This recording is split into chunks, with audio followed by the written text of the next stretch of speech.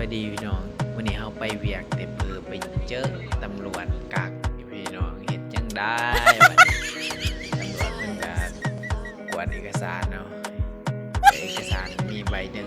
ปีไปต่อเลยทุกคนนี่ก็แคมป์ของเนาะเพราะว่าหน้าเวียกเขาจะไปเกยเวียกแคมป์ของเวียกกับบนไล่หรอกเนาะ3 คนไปปืดอยู่ไอ้ก็ขับไวเติบเพิ่นว่าขับไปตัวนี้กายทางแหวอีกบัดซันเขาก็นำไปตาม GPS หน่อยเนาะ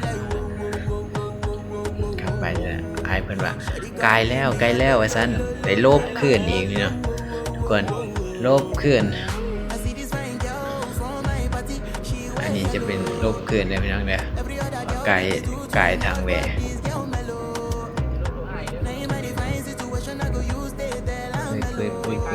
ปืดกายทางแหว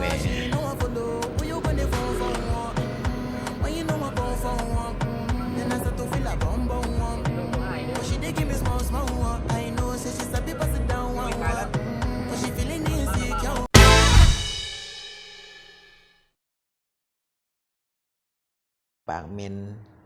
หินปูนลายในปาก